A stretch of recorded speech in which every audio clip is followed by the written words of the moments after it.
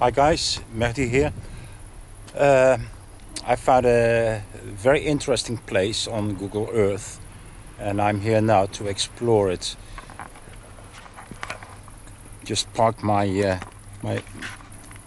scooter over there.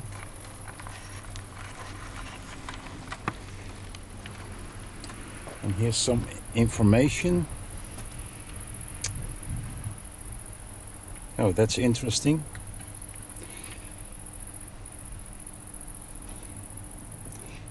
In 1980, the Ministry of War, they have built some fortifications. Here's the city of Amsterdam, and it's all around Amsterdam. See all those dots? Those are fortifications. And in case of war, they would break the dikes, so all the land around Amsterdam would be flooded with water, and that's how they wanted to protect Amsterdam. In fact, it's never used, but the fortifications are still there. And let me see, where are we now?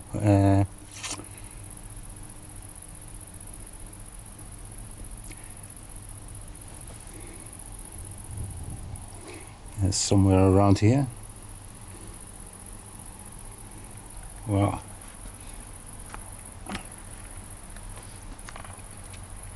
anyway, here's an old farm, small parking place.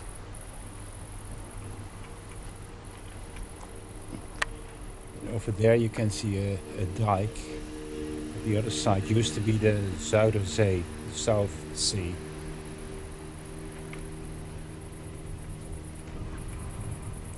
Also, this is interesting because the place I found, that's this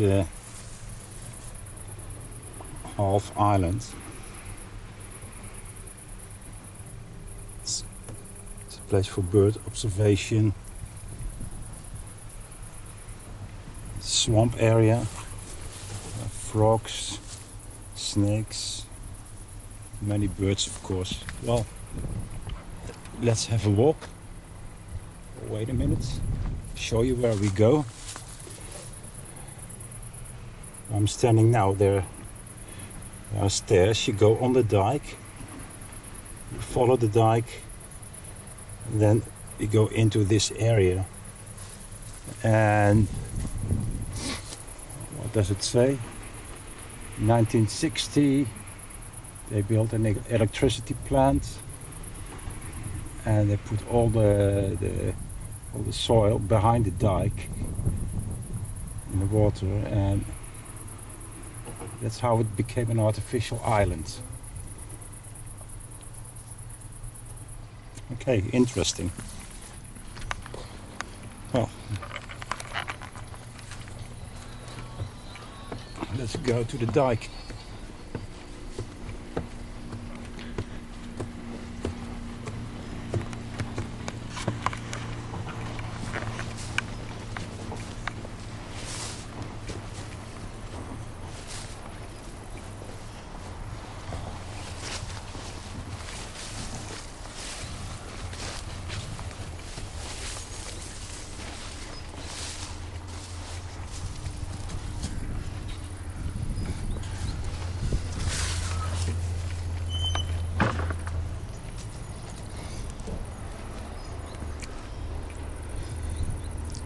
On the right side used to be the mainland. On the left side was the Zuiderzee, the South Sea. Incredible. And just over there you see the electricity plant.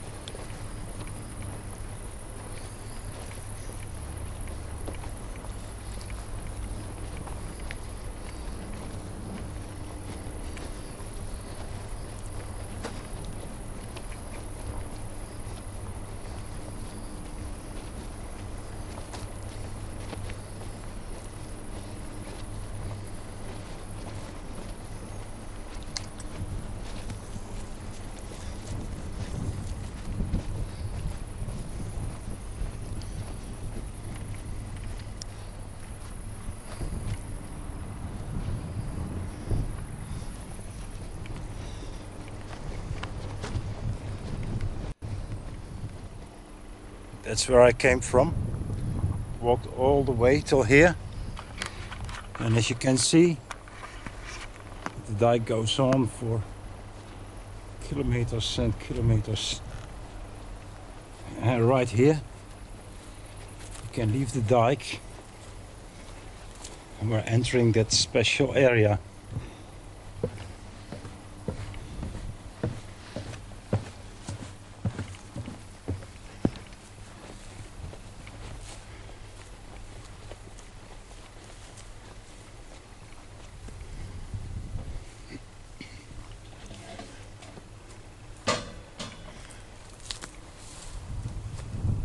M.B.S.R. Diemer Vijfhoek. Free walking on roads and paths. It's not allowed to leave your dogs unleashed. No horses, no bikes, no motorized traffic. Well, I think it's difficult for motorized traffic, but who knows?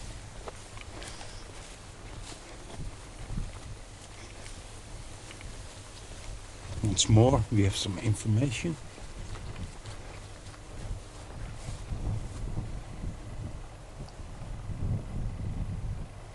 I hope we'll see some snakes.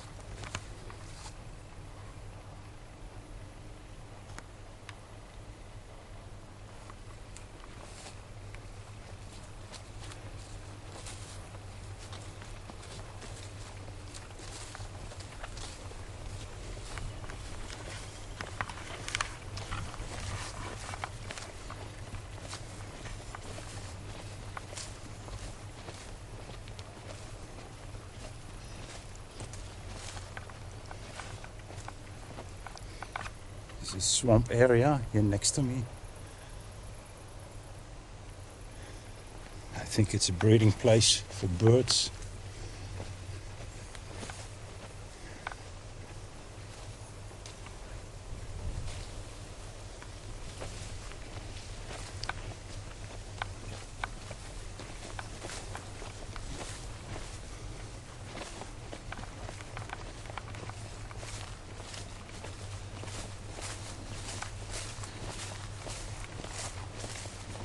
It's a bit muddy. If you can see here, next to the path, it's water. It's a real swamp area. I won't leave the path now.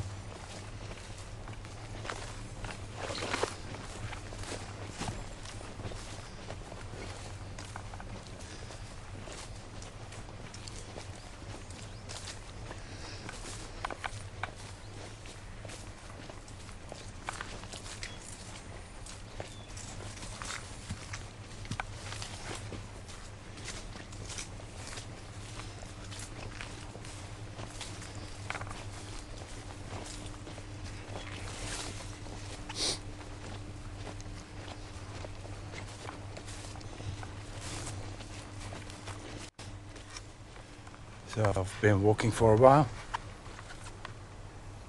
That's where I came from.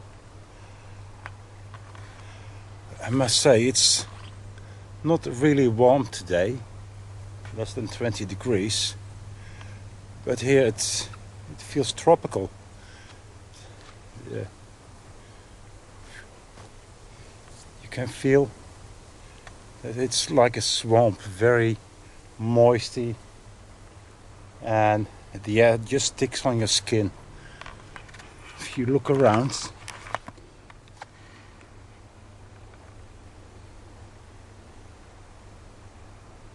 you see it's all too dense to put up a camp. It's no way where you can walk through or between the trees. You have to stay on the path.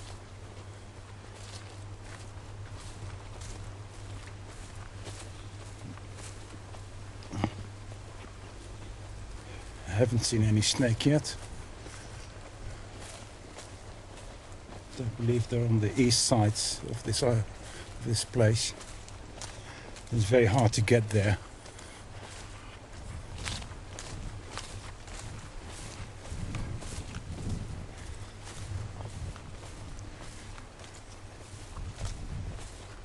but altogether it's beautiful.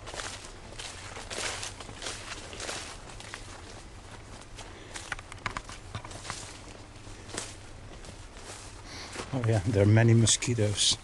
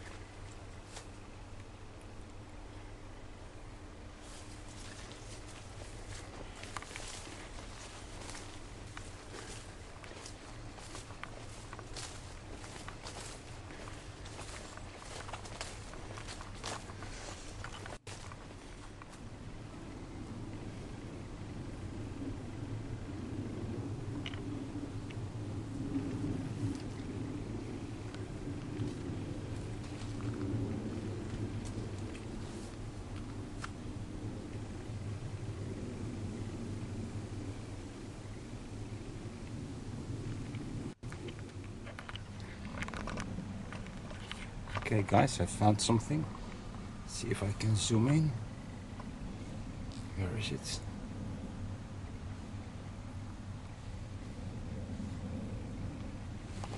Very hard to see, but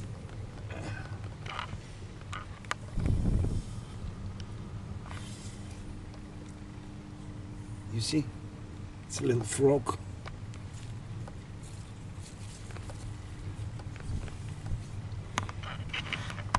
It's sitting still. See if I can make it move.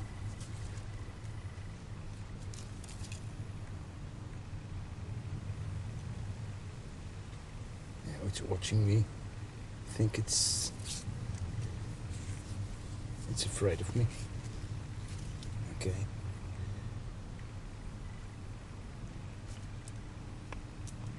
Have to watch my steps then. Don't step on any frog.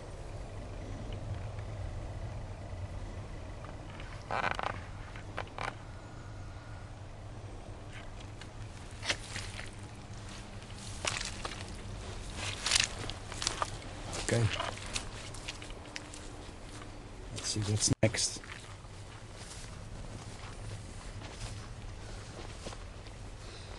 Okay. Made a small bridge here.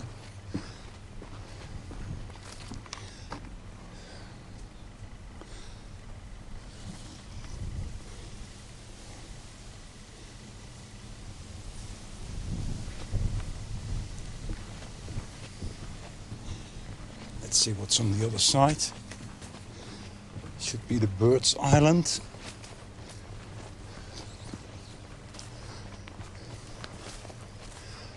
Almost there at the end.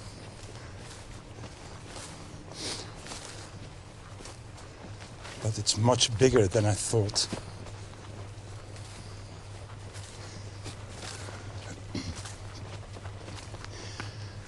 Okay, someone's made some fire.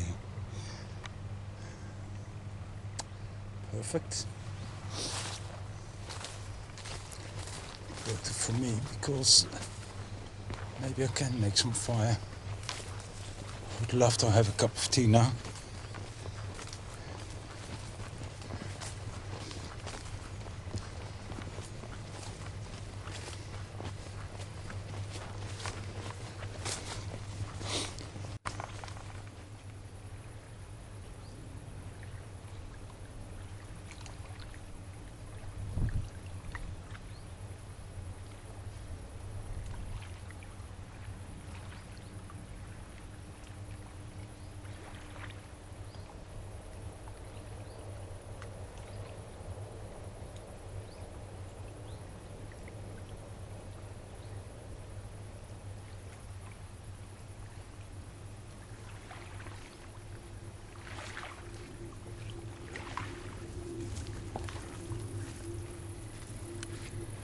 Hi guys, I'm here at the Diemer Vijfhoek. That's how it's called. It's It's an artificial island with 5 corners. Vijfhoek, 5 corners. And well, I'm going to tell you something about it. First take my camera down. See?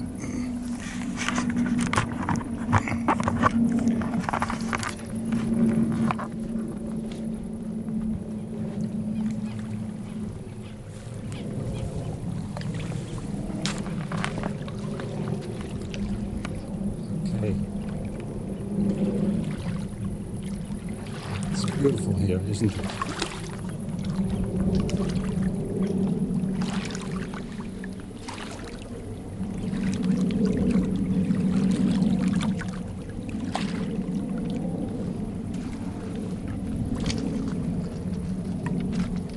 This is where the M.B.S.R starts. Meer is lake in Dutch. IJssel is a river. It's called to a river, IJssel. So the IJssel lake, in fact. This lake, it's sweet water, but it used to be salt water. A long time ago, it was called the Zuiderzee, the South Sea. And if you ever wonder why there's a North Sea between Holland and England, the North Sea, there should be an opposite, which is the South Sea, and this used to be the South Sea.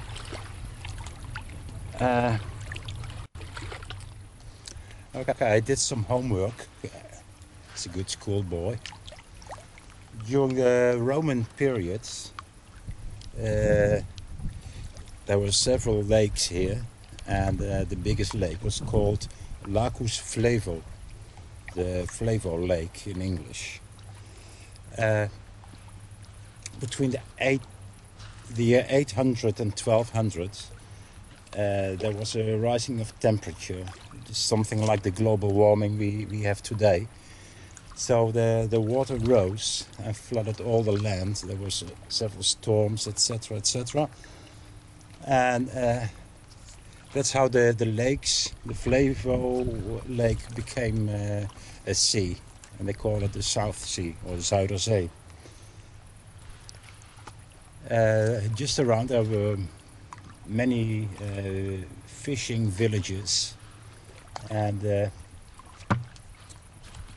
if you go to that side, you can't see it from here, but that's where Amsterdam is. And since the 1300s or something, Amsterdam was very important for trading. And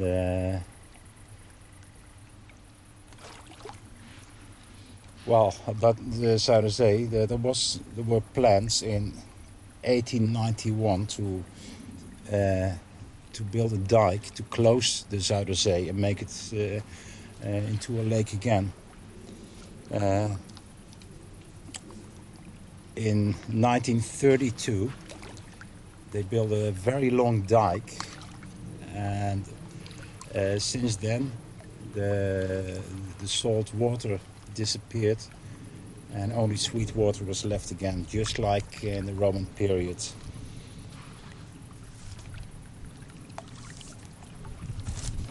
Just in front you can see an island, but just right of it, I don't know if you can see from here.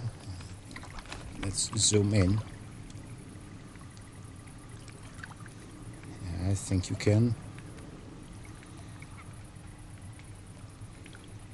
See that island? That's called Pampus. Pampus has quite an interesting history. The island is not that old, but on that same spot there was a very shallow channel with muddy water. It was like a thick slurry. It was very difficult to get through, and they had to get through to get to Amsterdam, to the harbor. And they could only do that when the tide was high. So they had to wait at Pampus. And in the 17th century, there was the Verenigde Oost-Indische Compagnie, or United East Indian Company, and they sailed to the Far East, Indonesia and all the islands over there. And when they came back, they also had to wait at Pampas. And they had some problems because many sailors were country boys. And country boys were not used to the big city, not a big city like Amsterdam. So once they got there and they got their money, they spent everything on drinking, partying, going to prostitutes. That's where the red light district comes from. It's the same area. They lost all the money. So when they told their parents, listen, I want to go to sea, work for the VOC, the parents said, no, don't do that, because you will have a very tough life and you won't come home with any money because you're going to spend it in Amsterdam. And the parents were right. So the VOC found a solution. When they arrived at Pampas, they had to wait anyway, but they waited for 3 days. And during those 3 days, small ships arrived with prostitutes, alcohol and things like that on board. And they had 3 days to party on the ship. And it wouldn't cost them anything. And once arrived in Amsterdam, they were so tired, so exhausted of all the sex and the booze they had, that they couldn't spend any money. And that's how they could take the money back home. There's an expression in Dutch, which is voor Pampas liggen, laying for Pampas. Well, that's what the ships did.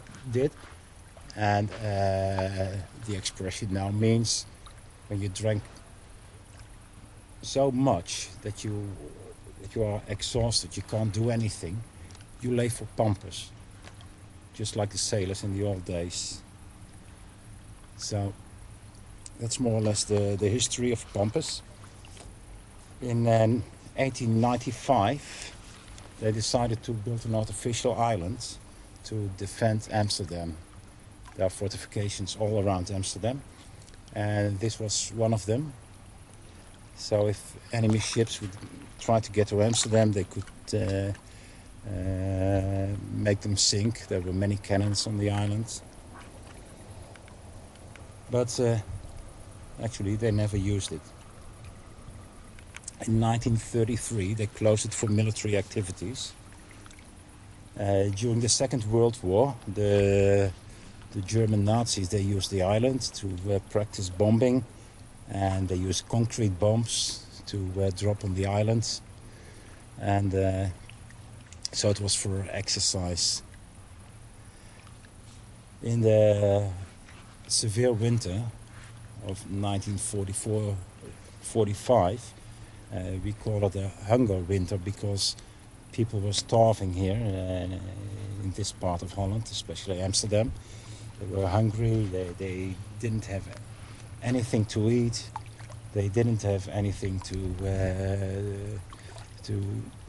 make fire, no heating, nothing. So in that same winter, everything you see here was frozen. It was very, very cold, really extreme. And it was all ice. And people walked on the ice from Amsterdam to Pampas Island. And they collected all the wood of the buildings that were on the island. And it stayed like that till 2007. Then they started to renovate the island. And now it's it's an island where you can have parties, team buildings, etc., etc. And that's only till the month of October. I've never been there, but it seems to be very interesting. when I turn more to the east, you can see there's land as well, but it's all artificial. There's a big province called Flevoland. It's called after the Flevo lake, the old name. And there's several big cities.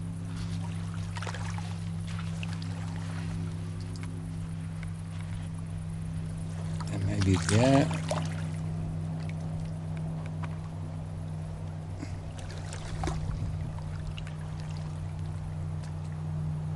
Yeah. Okay, that's a castle. The city of Muiden. That's a middle-aged castle. Also very famous in Dutch history. So that used to be the coast. Everything over there. It's Almere, it's Flevoland. It used to be water, Zuiderzee.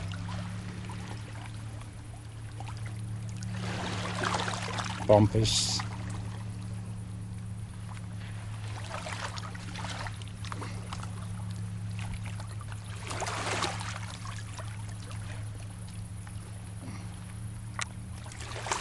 Okay, on that side should be Amsterdam, behind the trees.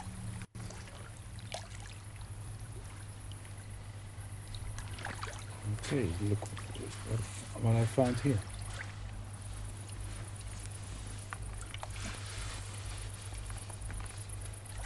That should be tasty.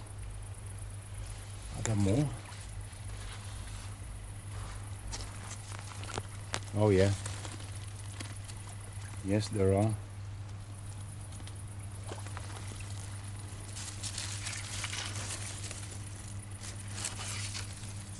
I have some wild fruit here. Cool.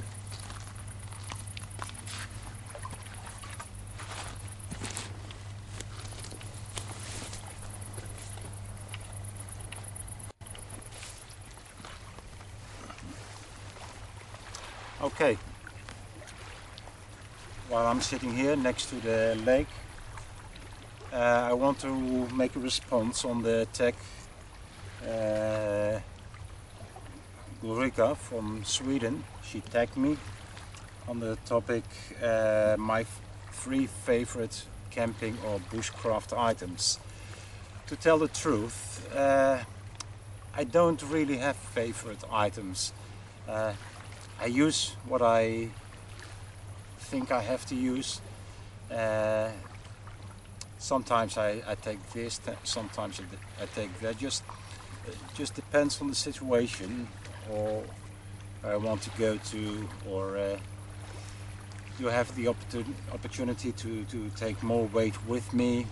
Do I go by car, or like today I go on my scooter, or will I go by public transport?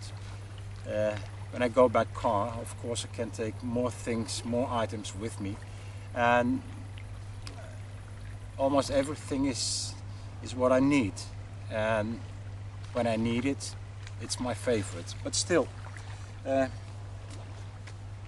really had to think very hard, but there's one item I always take with me, and let's see where it is. It's behind me. It's this Victorinox knife, and I bought it many years ago in Switzerland, and as you know, Victorinox is Swiss made, and therefore I paid about 30% less than I would buy it in Holland. What I like about this knife, of course, it's a knife. It's about 8 or 9 centimeters long, this blade, and it's locked. The lock is here. Just push it with your finger, and you can put it back in position. I prefer a fixed knife or a locking knife, and the reason is that I've seen it many times. When I was in the military, we had Swiss knives, but you couldn't lock them, and those knives were very, very sharp, and I've seen soldiers with their fingers just here, and they cut it open till the bone. Well, now it's locked, so nothing can happen. Besides a knife, there's also a small saw. You can see.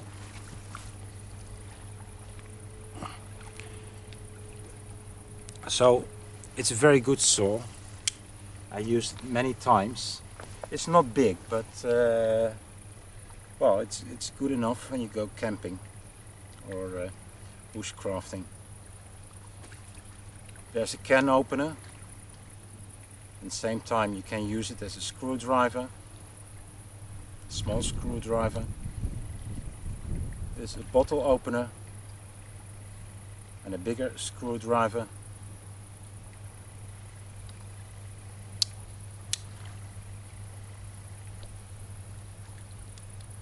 On the back is how do you call that?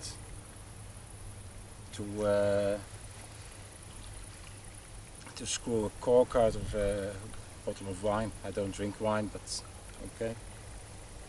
And in here there's a very small screwdriver. You can repair your sunglasses or normal glasses with it. And it fits into the corkscrew.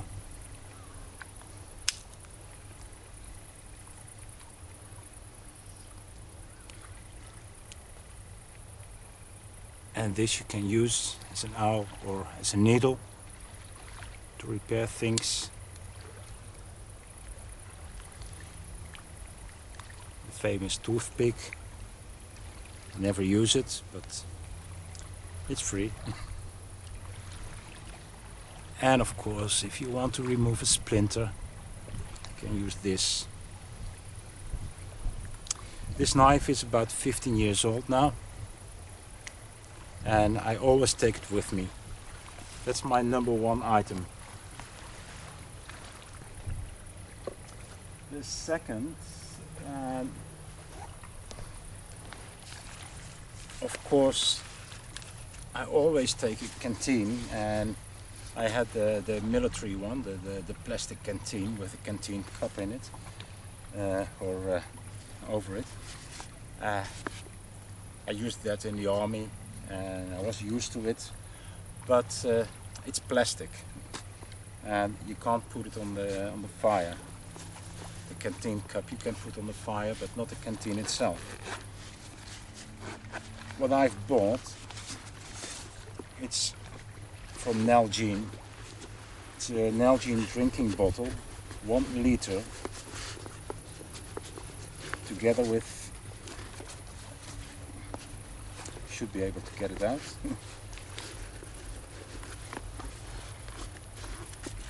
Yeah, there it is. Together with this canteen cup. Fits perfectly. It's all made of stainless steel. The cup you can put on the fire, but also the canteen. The lid is made of plastic. You can screw it off and tie the... It's full of water, so you have to be careful.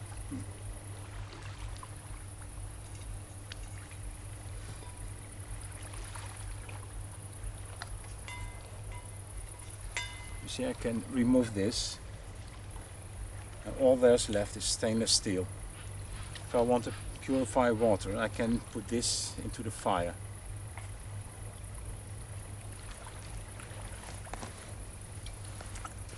As I said, it's made by Nalgene.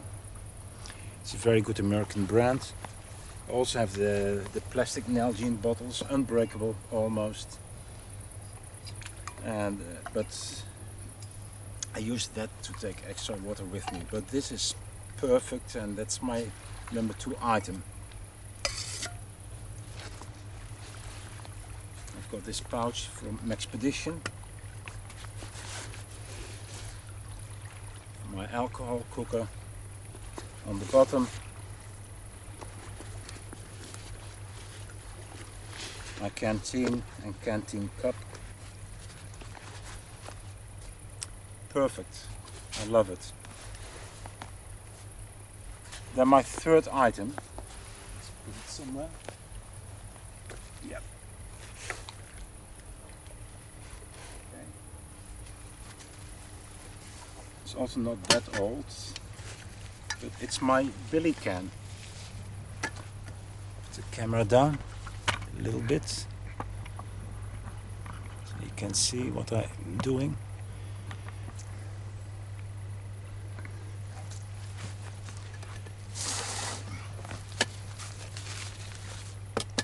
It's the 14 centimeter billy can.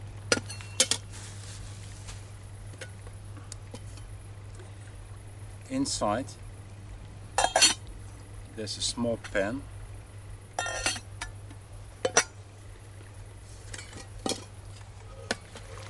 And this is the billy can. You can put it on the fire or hang it on a branch or something. It's a liter and a half, and you can say it's pretty much just for myself, but yeah, I love a bigger pot. I have 500 centiliter pot, but it's very small, and some recipes you have to use more water, so it's perfect. I had several other pans and I'm still quite satisfied about those pans, but my billy can, it's really my number 3 item. And what I also like is I've got a wood gas stove, and that you will see it later when I'm using it, but it fits in here perfectly. Small pan on top. Put a lid on it, and I put it in this bag, and I put it in my backpack. Sponge to clean it. Well, that's it. Those are my 3 favorite items.